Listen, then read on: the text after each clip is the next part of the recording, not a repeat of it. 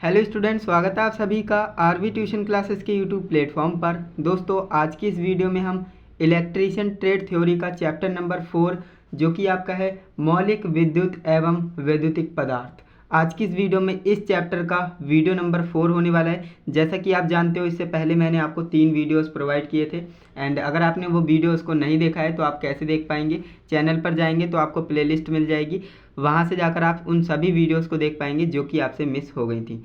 तो दोस्तों, आज की इस वीडियो में हम क्या पढ़ने वाले हैं, परमाणु क्रमांक, परमाणु भार और भी ऐसे टॉपिक्स बताएंगे जो कि आपके एग्जाम के पॉइंट ऑफ व्यू से और आपके नॉलेज के पॉइंट ऑफ व्यू से इम्पॉर्टेंट होने वाले हैं। जैसा कि जो स्टूडेंट्स रेगुलरली हमसे कनेक्ट हैं, रेगुलरली वीडियोज़ को देखते हैं, उन्हें पता होगा कि लास्ट क्लास में हमने जो है काफ़ी सारे टॉपिक्स को कवर किया था, जैसे कि वैद्युतिक पदार्थ के नियम है ना, और इलेक्ट्रॉन, प्रोटॉन और वैद्युतिक आवेश, इन सभी टॉपिक्स को हमने लास्ट क्लास में कवर कर लिया था। तो आज की ये वीडियो हम शुरू करते हैं एंड परमाणु टॉपिक को शुरू करते हैं। तो देखिए, परमाणु क्रमांक यानी एटॉमिक नंबर इसे बोला जाता है ना। तो परमाणु क्रमांक निकालना आप जानते होंगे, अच्छे से आप जानते होंगे परमाणु क्या होता है ना। तो अगर आपने बेसिक क्लास को देखा है तो आप जानते होंगे किसी तत्व के एक परमाणु में उपस्थित प्रोटॉनों की संख्या या इलेक्ट्रॉनों की संख्या उसकी परमाणु संख्या या परमाणु क्रमांक कहलाती है। समझ में आया? यानी हमारे पास कोई तत्व होगा और उसके परमाणु में उपस्थित जितने प्रोटॉन होंगे या जितने इलेक्ट्रॉन होंगे उनकी संख्या क्या कहलाएगी, परमाणु क्रमांक कहलाएगी, या फिर उसे हम परमाणु संख्या कहते हैं। यानी मैंने यहाँ पर एक टर्म बोली कि हमारे पास कोई एलिमेंट है, कोई तत्व है, उसके परमाणु में उपस्थित इलेक्ट्रॉन या प्रोटॉन। ऐसा मैंने क्यों बोला? क्योंकि इलेक्ट्रॉन और प्रोटॉन की संख्या क्या होगी, बराबर होगी, है ना। तो प्रोटॉनों की संख्या बोलिए या फिर इलेक्ट्रॉनों की संख्या बोलिए, बराबर ही होती है। तो वो क्या कहलाएगी, परमाणु संख्या या परमाणु क्रमांक कहलाएगी। और इसे हम Z से प्रदर्शित करेंगे। किससे?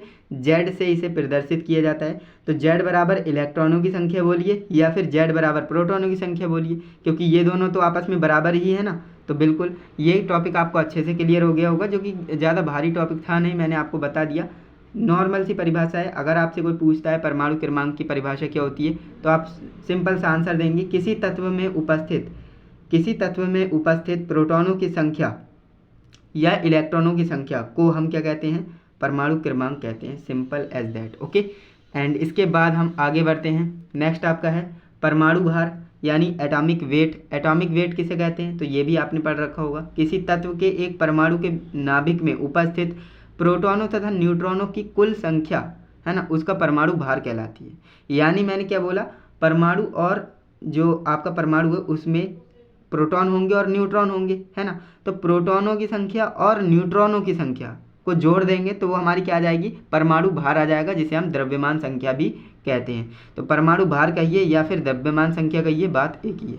तो समझ में आया? बिल्कुल आ गया होगा। देखिए, किसी तत्व के एक परमाणु के नाभिक में उपस्थित प्रोटॉनों की संख्या और न्यूट्रॉनों की संख्या का कुल योग कर लेंगे, यानी कुल आप निकाल लेंगे, तो उसकी जो संख्या आएगी उसी को हम क्या बोलेंगे, परमाणु भार या फिर द्रव्यमान संख्या बोलेंगे। इसे हम ए से प्रदर्शित करते हैं। ये भी आपको पता होना चाहिए कि परमाणु क्रमांक को किससे प्रदर्शित करते हैं और परमाणु भार को किससे प्रदर्शित करते हैं। तो परमाणु क्रमांक को हम Z से दर्शाते हैं और परमाणु भार को हम A से डिनोट करते हैं। तो यहाँ पर A बराबर क्या हो जाएगा, N+P पॉजिटिव, यानी ये तो आपका प्रोटॉन हो गया, ये आपका न्यूट्रॉन हो गया। या फिर आप कह सकते हैं, देखिए प्रोटॉन और इलेक्ट्रॉन तो बराबर ही होते हैं ना, तो आप क्या कर सकते हो, यहाँ पर N आएगा, N+ इलेक्ट्रॉन, ये भी कर सकते हो, है ना, क्योंकि प्रोटॉन और इलेक्ट्रॉन तो आपस में बराबर होते हैं। तो ये आपका फॉर्मूला हो जाता है, इसे आपको याद रखना है। ये जो फॉर्मूले मैं आपको बता रहा हूँ इनकी ज़रूरत पड़ेगी आगे, तो इसलिए आप इसे अपने दिमाग में फिट कर लिए, ओके। तो चलिए आगे बढ़ते हैं। इसके बाद नेक्स्ट हमारा टॉपिक है विद्युत धारा, है ना। अब हम जान लेते हैं विद्युत धारा क्या है, यानी इलेक्ट्रिक करंट क्या है। विद्युत आवेश की परिभाषा मैंने बता दी, अच्छे से समझा भी दिया है आपको। अब बात करते हैं विद्युत धारा, इलेक्ट्रिक करंट के बारे में। इलेक्ट्रिक करंट क्या होता है, तो इलेक्ट्रॉन या आवेश के प्रवाह होने की दर विद्युत धारा कहलाती है ना। इलेक्ट्रॉन या आवेश के प्रवाह की जो दर होगी ना, जहाँ पर दर आ जाए तो वहाँ पर समय की बात होती है, समझ लीजिएगा। इलेक्ट्रॉन या आवेश के प्रवाह होने की दर क्या कहलाती है, विद्युत धारा कहलाती है। सिंपल एज दैट, इतना आपको याद रखना है। इसे I से प्रदर्शित करते हैं। इलेक्ट्रिक करंट को किससे डिनोट करते हैं, ये तो आप जानते हो ना, I से डिनोट करते हैं। इसका मात्रक भी आप जानते हो क्या होता है, एम्पियर होता है। विद्युत धारा की चाल प्रकाश की चाल के तुल्य अर्थात 3 गुणे 10 की पावर 8 मीटर पर सेकेंड होती है। यानी जो विद्युत धारा की चाल होती है ना, वो प्रकाश की चाल के लगभग बराबर होती है ना। प्रकाश की चाल कितनी होती है? 3 गुणे 10 की पावर 8 मीटर पर सेकेंड। तो जो विद्युत करंट है यानी इलेक्ट्रिक करंट है, उसकी स्पीड भी कितनी होगी? लगभग 3 × 10⁸ मीटर पर सेकेंड होगी। ये भी बात आपको याद होनी चाहिए। एंड इसके बाद विद्युत धारा का प्रवाह पॉजिटिव से निगेटिव की ओर होता है, ये भी आपको पता होना चाहिए। अगर आपसे कोई पूछ ले इलेक्ट्रिक करंट कहाँ से कहाँ फ्लो करता है, प्लस से माइनस या माइनस से प्लस, तो आप कहेंगे पॉजिटिव से नेगेटिव यानी प्लस से माइनस की ओर प्रवाह होता है विद्युत करंट। ओके, विद्युत धारा, ये बात आपको पता होनी चाहिए।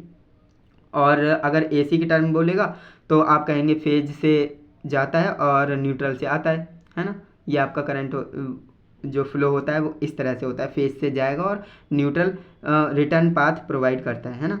तो इलेक्ट्रॉन विद्युत धारा के विपरीत दिशा में गति करते हैं। अब ये भी बात आपको पता होनी चाहिए भाई, जब करंट हमारा पॉजिटिव से निगेटिव बह रहा है ना, तो निगेटिव में क्या होते हैं? इलेक्ट्रॉन होते हैं। तो इलेक्ट्रॉन कहाँ जाएंगे? निगेटिव से पॉजिटिव की तरफ। तो इलेक्ट्रॉनों का फ्लो धारा के विपरीत दिशा में होता है, ये बात आपको पता होनी चाहिए। इलेक्ट्रॉन विद्युत धारा की विपरीत दिशा में गति करते हैं। क्लियर है? तो ये जितनी भी टर्म इसमें मैंने बोली हैं, जितनी भी सेंटेंसेस में बोले हैं मैंने, वो सारे के सारे आपको पता होनी चाहिए, क्योंकि इंपॉर्टेंट चीज़ें बताई हैं। यहीं से आपको प्रैक्टिकल में पूछे जाएंगे क्वेश्चन, और आपके सीबीटी एग्जाम में भी यहीं से क्वेश्चन बन जाएंगे। तो देखिए, विद्युत धारा मैंने क्या बताया? इलेक्ट्रॉन या आवेश। आप ऐसे भी कह सकते हो इलेक्ट्रॉन के प्रवाह की दर, या फिर ऐसे भी कह सकते हो आवेश के प्रवाह की दर, है ना। तो बात एक ही है, इलेक्ट्रॉन बोले या फिर आवेश बोले, बात एक ही है। तो इलेक्ट्रॉन या आवेश के प्रवाह की दर को हम विद्युत धारा कहते हैं। इसे आई से प्रदर्शित करते हैं और इसका मात्रक एम्पीयर होता है। ये तो बात आप अच्छे से जानते हो। विद्युत धारा की जो चाल है ना, प्रकाश की चाल के लगभग तुल्य होती है, बराबर होती है, 3 × 10⁸ मीटर पर सेकेंड होती है। क्लियर? विद्युत धारा का प्रवाह पॉजिटिव से निगेटिव की ओर होता है ना। ये डीसी में हो गया। एसी में अगर आपसे बोलेगा तो फेज से न्यूट्रल, है ना, फेज से जाता है करंट और न्यूट्रल से वापस आ जाता है। इलेक्ट्रॉन विद्युत धारा के विपरीत दिशा में चलती है ना। जो इलेक्ट्रॉन होंगे वो विद्युत धारा की विपरीत दिशा में चलेंगे। जैसे हमारा करंट पॉजिटिव से निगेटिव जा रहा है, तो इलेक्ट्रॉन निगेटिव से पॉजिटिव जाएंगे, है ना। ये होता है। तो ये सारी चीज़ें आपको अच्छे से समझ में आ गई होगी। तो चलिए अब मैं आगे बढ़ता हूँ। नेक्स्ट हमारा टॉपिक है टाइप्स ऑफ इलेक्ट्रिक करंट, है ना। अब हम बात कर लेते हैं इलेक्ट्रिक करंट के टाइप्स के बारे में, कि हमारी विद्युत धारा कितने प्रकार की होती है। तो प्रत्यावर्ती धारा और दिष्ट धारा, ये आपने पढ़ रखा होगा कि हमारी जो इलेक्ट्रिक करंट है 2 तरह की होती है, एसी और डीसी, है ना। एसी प्रत्यावर्ती धारा को बोलते हैं, डीसी दिष्ट धारा को बोलते हैं। एसी की फुल फॉर्म अल्टरनेटिंग करंट होती है, जिसे हम प्रत्यावर्ती धारा कहते हैं। डीसी की फुल फॉर्म डायरेक्ट करंट होती है, जिसे हम दिष्ट धारा कहते हैं। प्रत्यावर्ती धारा अल्टरनेटिंग करंट, चलिए सबसे पहले इसके बारे में समझ लेते हैं। वह विद्युत धारा जिसका मान और दिशा समय के सापेक्ष परिवर्तित होते रहते हैं तथा एक नियत अंतराल में जिसकी पुनरावृत्ति होती है, प्रत्यावर्ती धारा कहलाती है। सिंपल सी परिभाषा है। यानी अल्टरनेटिंग करंट हम उसे कहेंगे, यानी वह विद्युत धारा जिसका मान और दिशा समय के सापेक्ष परिवर्तित हो, यानी समय के साथ बदले, है ना। जैसे दिशा भी उसकी बदल रही है और उसकी जो है मान भी बदल रहा है ना, कभी कम कभी ज़्यादा, ऐसा भी हो रहा है। और एक नियत अंतराल में जिसकी पुनरावृत्ति हो, है ना, यानी रिपीटेंस हो, तो उसी को हम क्या कहेंगे? उसी को हम एसी करंट कहेंगे, यानी प्रत्यावर्ती धारा कहेंगे। इसे आपको समझाते हैं। जैसे ये मेरे पास एक ग्राफ है ना, ये 0 पॉइंट होता है, यहाँ से इस तरह से ये आपकी इलेक्ट्रिक करंट चलती है, इस तरह से आप जानते हैं ना। तो यहाँ पर हो क्या रहा है? ये हमारा मान लीजिए ये टाइम है ना, ये टाइम है, और ये इसकी वैल्यू है, यानी मान है। क्या है? मान।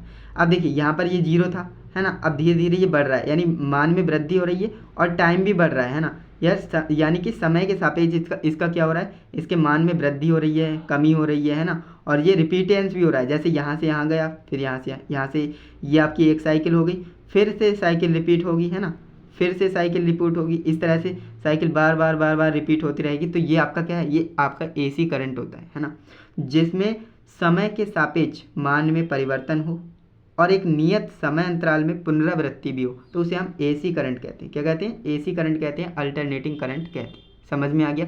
बिल्कुल आ गया होगा। तो चलिए अब मैं आगे बढ़ता हूँ। नेक्स्ट जो हमारा है दिष्ट धारा, है ना। अभी तक हमने एसी करंट के बारे में समझ लिया। अब हम जान लेते हैं कि दिष्ट धारा यानी डायरेक्ट करंट क्या होता है, जिसे हम डीसी कह देते हैं। जिस विद्युत धारा का मान और दिशा समय के साथ नियत रहे, यानी बदले ना, वह दिष्ट धारा कहलाती है। यानी ऐसा करंट जिसमें समय के साथ उसके मान में परिवर्तन नहीं हो रहा है ना, तो उसे हम क्या कहेंगे, दिष्ट धारा। इसे मैं आपको समझाता हूँ। जैसे मान लीजिए ये मेरा ग्राफ है, AC में क्या था, उसमें समय के साथ उसकी वैल्यू भी कम बढ़ हो रही थी और पुनरावृत्ति भी हो रही थी, है ना। लेकिन इसमें क्या होगा, इसमें वैल्यू बिल्कुल सेम रहेगी, है ना। इस तरह से इसका ग्राफ बनता है। और इसमें जो है समय के सापेक्ष देखिए, जिस विद्युत धारा का मान और दिशा देख सकते हैं, दिशा एक ही है ना। और अल्टरनेटिंग करंट में क्या था, कभी ऊपर कभी नीचे, है ना, तो ये दिशा भी चेंज हो रही थी। लेकिन इसमें जो है दिशा सेम है, मान भी सेम है ना, नियत रहता है, कांस्टेंट रहता है। तो इसी को हम क्या कहते हैं, DC करंट कहते हैं। क्या कहते हैं, DC करंट कहते हैं। और यहाँ से मैं आपसे एक सवाल पूछता हूँ, AC और DC में से, ध्यान से सुनिएगा, AC और DC में से कौन सा सबसे खतरनाक है ना, खतरनाक कौन सा है, वो आप मुझे कमेंट में बताइएगा। AC ज़्यादा खतरनाक है या DC ज़्यादा खतरनाक है, वो आप मुझे फटाफट से कमेंट कर दीजिए विद लॉजिक, है ना। लॉजिक भी बताना है, ऐसा नहीं कि आप तुक्का मार रहे हो कि DC खतरनाक है, AC का।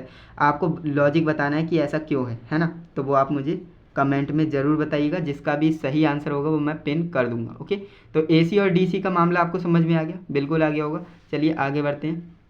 नेक्स्ट हमारा टॉपिक है विद्युत धारा के प्रभाव, इफेक्ट ऑफ इलेक्ट्रिक करंट। जो हमारा इलेक्ट्रिक करंट है उसके इफेक्ट क्या क्या होते हैं, प्रभाव क्या क्या होते हैं। किसी चालक में प्रवाहित विद्युत धारा की उपस्थिति इसके प्रभाव द्वारा ही ज्ञात किया जा सकता है।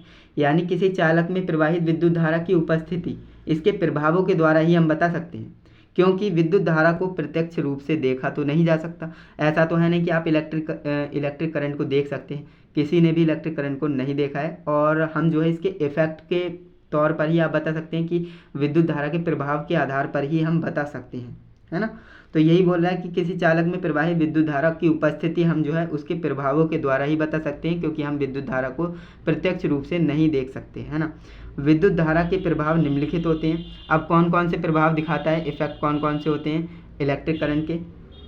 तो विद्युत धारा का चुंबकीय प्रभाव भी आपने पढ़ा है, विद्युत धारा का ऊष्मीय प्रभाव, विद्युत धारा का रासायनिक प्रभाव, विद्युत धारा का किरण प्रभाव, विद्युत धारा का गैस आयनीकरण प्रभाव। तो ये सभी को हम डिस्कस करने वाले हैं ना। और ये सारे के सारे जो पॉइंट है ना, ये आपकी बुक में भी अवेलेबल है, तो आप चाहें तो बुक में से भी पढ़ सकते हो, है ना। तो इन सभी हेडिंग्स को आप बुक में से पढ़िएगा, बाकी मैं आपको नोट्स में प्रोवाइड कर दूंगा। तो आज की इस वीडियो को हम यही रहने देंगे, क्योंकि वीडियो को ज़्यादा बड़ा नहीं बनाते हैं हम, आपको पता ही होगा। तो ये मैंने आपको बता दिया। आज की इस वीडियो में हमने AC DC करंट के बारे में जाना, परमाणु क्रमांक, परमाणु भार, है ना, बहुत से टॉपिक्स को हमने क्लियर किया है। तो इन सभी टॉपिक्स को आप अच्छे से रिवाइज करिए, लिखिए, नोट्स बनाइए। बाकी इसकी PDF मैंने आपको प्रोवाइड कर दी है टेलीग्राम चैनल पर, तो वहाँ से जाकर इसे आप डाउनलोड कर सकते हो। ओके, तो अगर आपको वीडियो अच्छी लगी है, हमारी मेहनत, हमारी एक्सप्लेनेशन अच्छी लगी है, तो वीडियो को लाइक कीजिए। चैनल पर नए हो तो चैनल को सब्सक्राइब करिए और वीडियो को ज़्यादा से ज़्यादा शेयर करिए अपने ITI ग्रुप्स में, है ना। अपने फ्रेंड्स को PDF शेयर करिए और कमेंट कर दीजिएगा जो मैंने आपसे क्वेश्चन पूछा है, और वीडियो आपको कैसे लगी ये भी आप मुझे कमेंट में ज़रूर बताइएगा। ओके, तो चलिए दोस्तों, आज के लिए बस इतना ही। मिलते हैं नेक्स्ट इंटरेस्टिंग इन्फॉर्मेटिव वीडियो के साथ। तब तक के लिए जय हिंद, वंदे मातरम।